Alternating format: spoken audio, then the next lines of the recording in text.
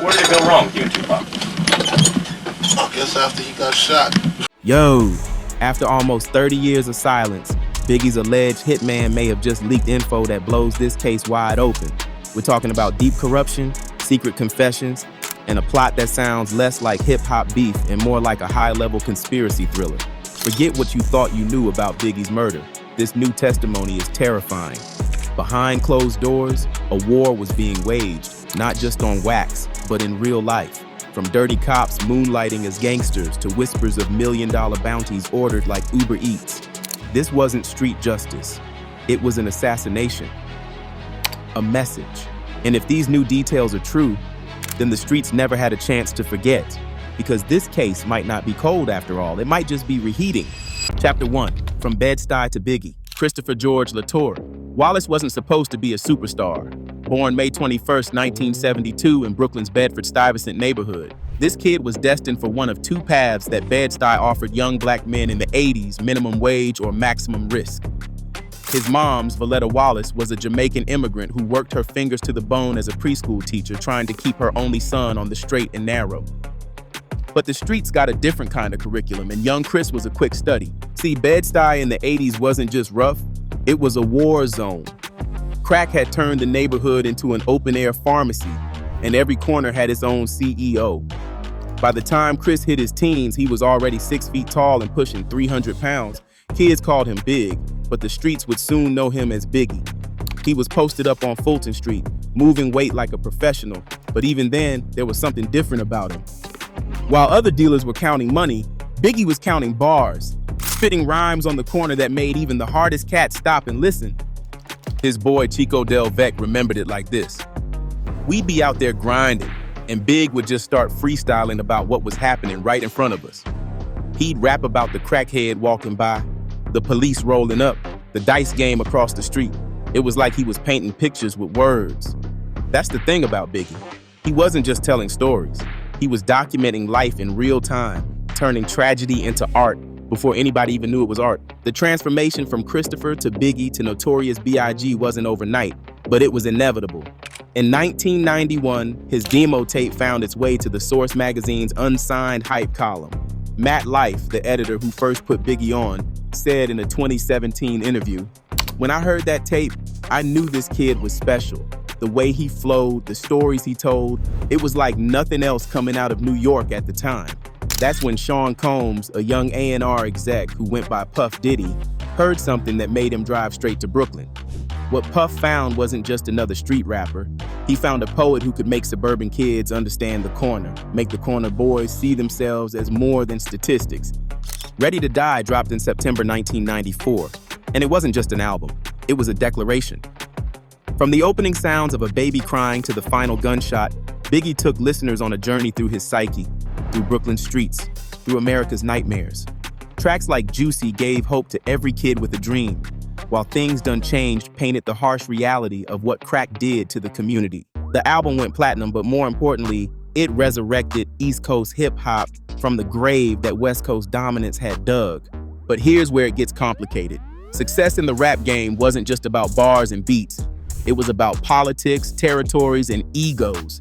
And Biggie, whether he wanted it or not, became the general in a war he never declared. Bad Boy Records, Puff's label, wasn't just competing with Death Row Records on the charts. They were competing for the soul of hip-hop.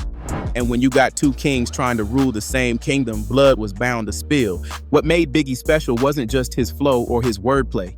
It was his ability to be vulnerable in a game that demanded invincibility.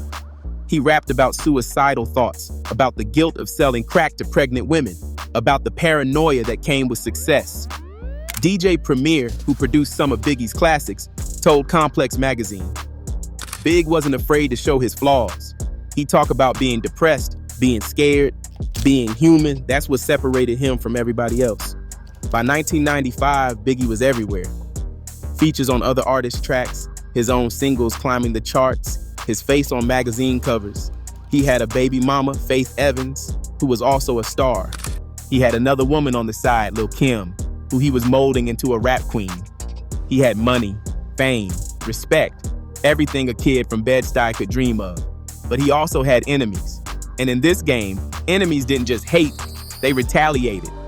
The crazy part is Biggie knew the game was dangerous. In an interview with Vibe magazine from December 1995, he straight up said, "I'm scared to death, scared of getting my brains blown out." You can see it in his eyes. The weight of being a target, the stress of representing an entire coast, the knowledge that every day could be his last. He'd gone from Christopher Wallace, the kid who got good grades at Queen of All Saints Middle School, to Notorious B.I.G., the king of New York who couldn't even visit certain neighborhoods without an army. Chapter 2, When Kings Collide. The beef between Biggie and Tupac wasn't supposed to happen. Real talk, these were two brothers from the struggle who should have been allies, not enemies. But the streets don't care about what should be. They only care about what is.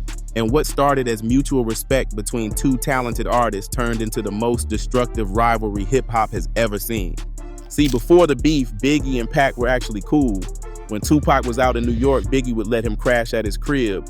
They'd smoke together, make music together, dream about taking over the game together.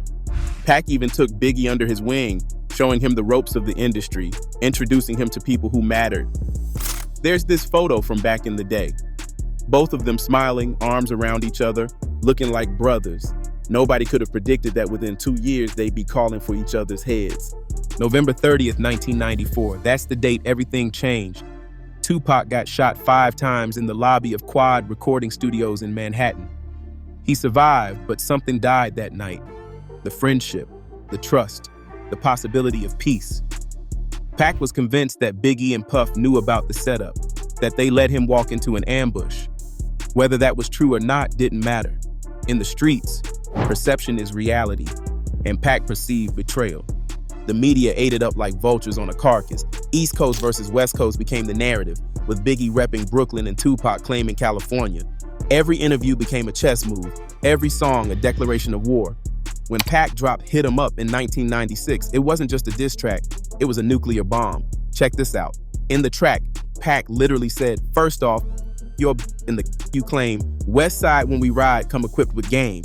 He claimed he slept with Faith Evans, called out Biggie by name, threatened everyone associated with Bad Boy. The gloves weren't just off, they were burned. But here's what people don't understand. Biggie never wanted this war. In private conversations, he'd tell people he was confused, hurt even. Method Man from Wu-Tang told MTV years later, "Big called me after Hit 'Em Up drop. He was like, yo, I don't understand why Pac coming at me like this." You could hear the pain in his voice. This was his man, someone he looked up to, and now they were enemies over some stuff that got blown out of proportion. But once the streets get involved, once the money and the pride and the territories come into play, personal feelings don't matter no more. The rivalry got corporate real quick. Death Row Records, led by Suge Knight, saw an opportunity to crush their competition. Bad Boy Records, with Puff at the helm, had to respond or look weak. It wasn't just about Biggie and Pac anymore. It was about record sales, market dominance, coastal supremacy. Two young black men became pawns in a game played by executives in boardrooms. What's wild is that both of them knew how this movie ended. In their music from this period, you can hear the death wishes, the paranoia, the acceptance of fate. Biggie's Life After Death album, recorded during the height of the beef, was full of references to his own mortality. Listen to Somebody's Gotta Die, where he raps, "I swear to God I feel like death is calling me." Pac was dropping tracks daily, each one more aggressive than the last, like he was trying to get all his words out before time ran out. The irony is thick as blood. Two of the greatest storytellers in hip-hop history, and they couldn't write themselves a better ending. They were both smart enough to see the trap, talented enough to escape it, but too deep in the game to find the exit. Pride is a hell of a drug, and when you mix it with money, fame, and street politics, it becomes lethal. September 7th, 1996, Las Vegas. Tupac gets shot after a Mike Tyson fight. 7 days later, he's dead. The word on the street was that this was retaliation for all the disrespect, for Hit 'Em Up, for choosing sides in a war that should have never started. Biggie's response? Public condolences, private relief mixed with fear. In an interview with the Los Angeles Times just days after Pac's death, Biggie said, "It's up.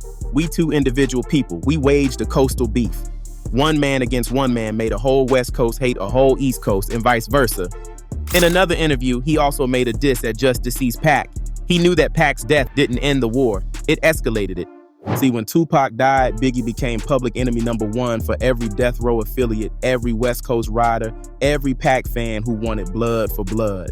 He couldn't perform in certain cities, couldn't move without heavy security, couldn't live without looking over his shoulder. The king of New York had become a prisoner of his own success. Chapter 3, the devil in the details. Fast forward to 2024 and we're still asking the same question, who killed Biggie? But now new voices are breaking their silence, and what they're saying is wilder than any conspiracy theory. Former LAPD detective Greg Kading, who spent years investigating the case, dropped bombs in recent interviews. According to him, this wasn't just street beef gone wrong. This was organized, calculated, and covered up at the highest levels. Here's where it gets crazy. Kading claims that Suge Knight, still burning from Tupac's death, put $1 million bounty on Biggie's head. But he didn't just hire any shooter. He allegedly went through corrupt LAPD cops who were already on death row's payroll. These weren't just bad cops. These were cops who were straight up gangsters with badges, moving like a mob family in uniform. The name that keeps coming up is David Mack, an LAPD officer who was later convicted for bank robbery. Mack wasn't just dirty, he was death row dirty, showing up at parties, hanging with known blood members, living way above his pay grade. Federal investigators found evidence that Mack was at the Peterson Museum the night Biggie died. Coincidence? In the streets, there's no such thing as coincidence. But wait, it gets deeper. Recent testimony from a former death row insider who's keeping his name out of the papers for obvious reasons claims he was in the room when the hit was planned. According to him, it wasn't just about revenge for Tupac. It was about sending a message to the entire East Coast. In leaked court documents from 2023, this witness stated, Suge said he wanted to even the score. He said Biggie had to go, that it was only fair after what happened to Pac. The shooter, according to multiple sources, was a professional named Amir Muhammad, also known as Harry Billups. This wasn't some young cat trying to make a name. This was a trained killer who knew how to disappear. The Black Impala, the 4 shots, the escape route, everything was planned down to the second. And the LAPD's investigation? Let's just say it moved slower than a snail on sedatives. What's really gonna blow your mind is this. There's evidence that certain LAPD brass knew about the corruption but chose to bury it. Why? Because exposing cops on death row's payroll would have opened up a can of worms that could have brought down half the department. Former FBI agent Phil Carson, who was brought in to investigate the LAPD's handling of the case, went on record in 2021 saying, I had evidence, witnesses, connections. We had identified Amir Muhammad as the shooter. We had LAPD officers who were working for Death Row Records, but every time I pushed forward, I got pushed back. Someone very powerful wanted this case to stay cold. The witness testimonies that have emerged paint a picture of a crime scene that was immediately compromised. Eugene Deal, Puff's former bodyguard who was there that night, has been talking for years. In a recent podcast, he said, I saw the shooter. I gave the description to the police right there, but they never followed up. They never showed me photos, never brought me in for a lineup. It was like they didn't want to solve it. But here's the kicker. Recent ballistics evidence suggests the gun used to kill Biggie might have been the same type used in other death row-related incidents. The same forensic expert who examined the bullets said the patterns matched weapons that were later traced back to corrupt cops. It's like they didn't even try to hide their tracks, knowing they were protected. What about Puffy? Some testimonies implicate him too, suggesting he knew more than he let on. One former Bad Boy employee claims Puff received warnings about the LA trip but chose to go anyway. Kirk Burroughs, former Bad Boy executive, said in a 2020 documentary, there were calls telling us not to come to LA. People were saying it wasn't safe, that something was being planned. Was it arrogance, bad intelligence, or did he think his own security was enough? These questions haunt the narrative like ghosts. The families want answers. Valletta Wallace has spent nearly 3 decades fighting for justice, filing lawsuits, demanding investigations, refusing to let her son's murder become just another cold case. In a recent statement through her lawyer, she said, every new testimony confirms what we've known all along. My son was killed by a conspiracy that the authorities refused to properly investigate. Chapter 4, the aftermath and the echo. When Biggie died, hip-hop didn't just lose an artist, it lost its innocence. The game realized that beef could go beyond diss tracks and bruised egos, that the violence in the lyrics could spill over into real life. The aftermath of March 9th, 1997 changed everything about how the culture moved, how artists beefed, how labels operated. Life After Death dropped 2 weeks after Biggie's funeral. The album title hit different now, prophetic in the worst way. It debuted at #1, went diamond, became one of the best-selling rap albums ever.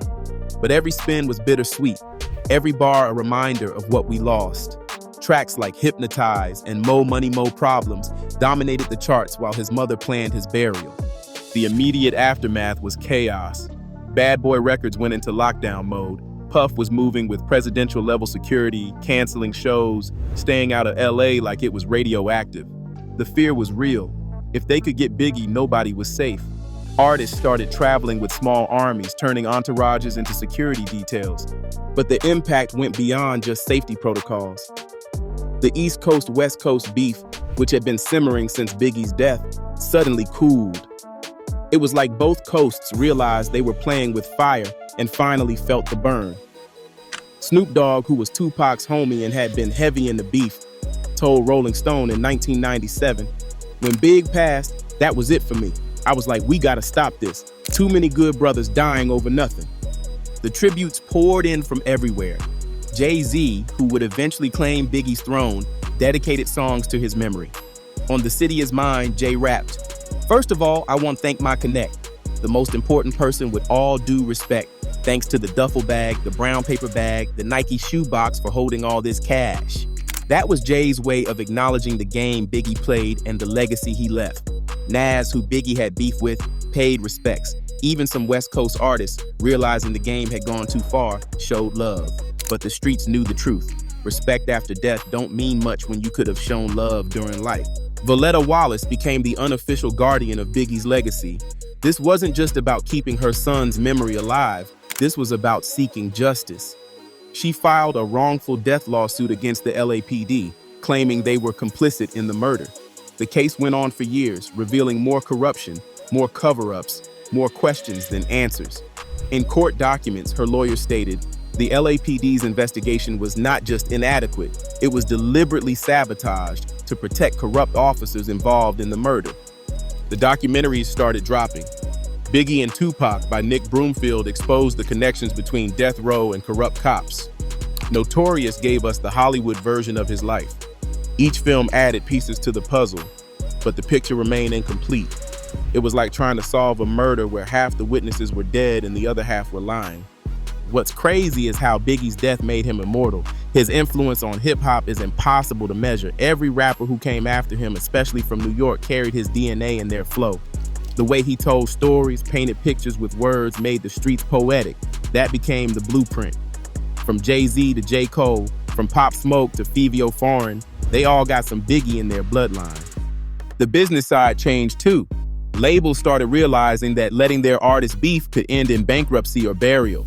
The whole keeping it real movement got a reality check. Sure, authenticity still mattered, but not at the cost of lives. The industry started managing conflicts different, squashing beefs before they escalated, understanding that dead rappers can't sell records, well, not new ones anyway.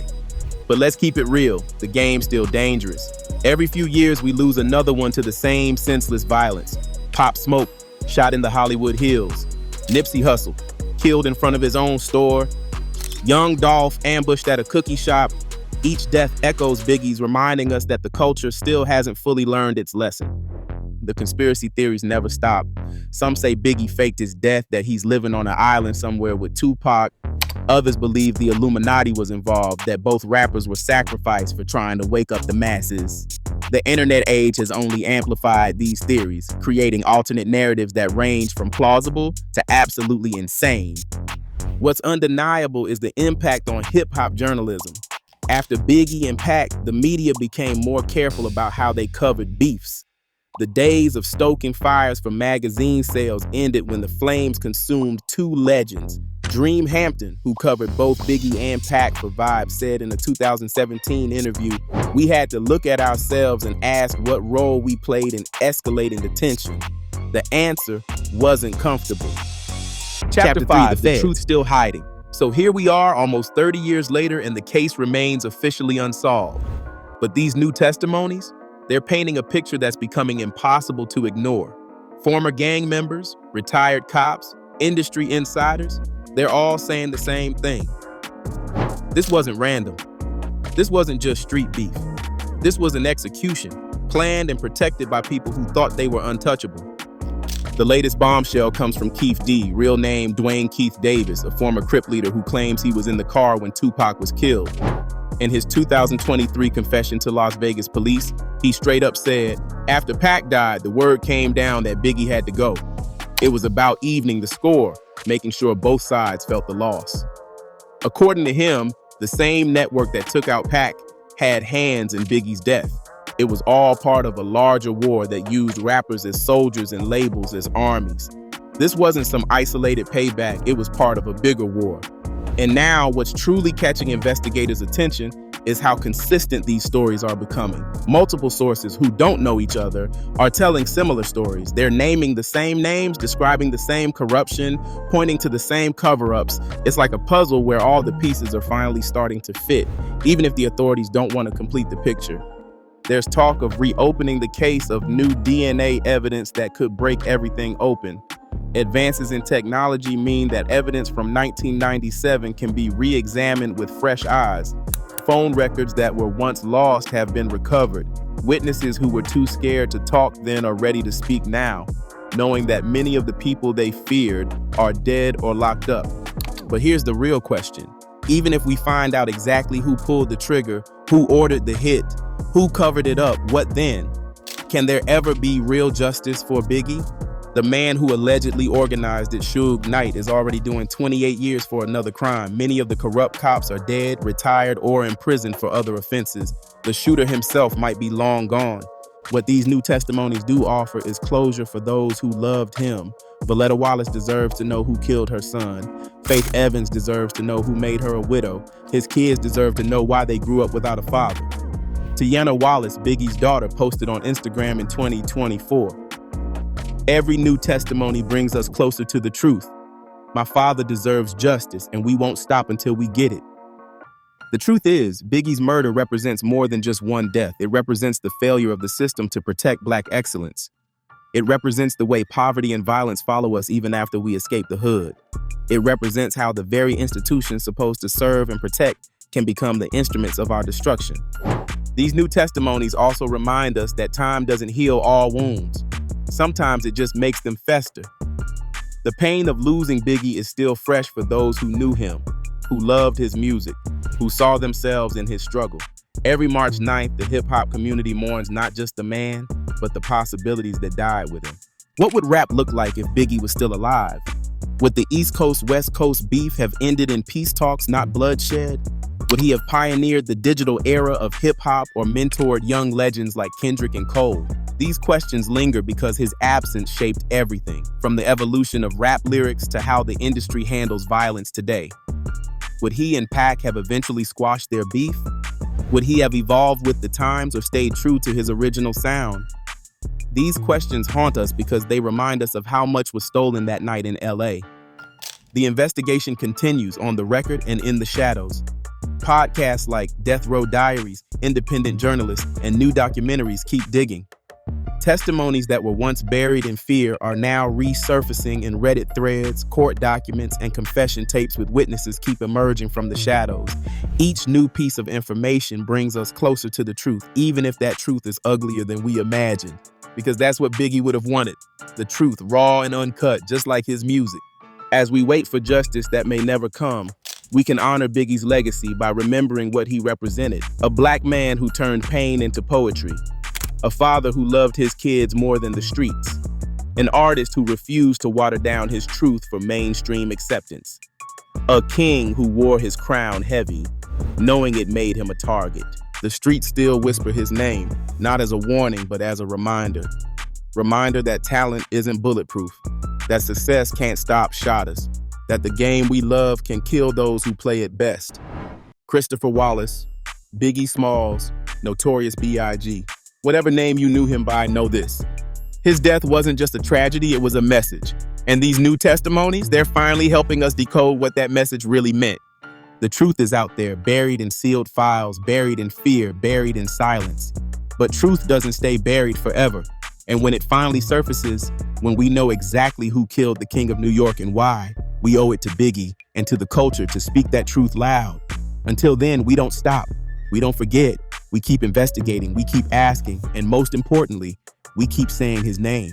Because legends never die, they demand justice. If y'all enjoyed this video, like it up, and make sure to click another box on your screen.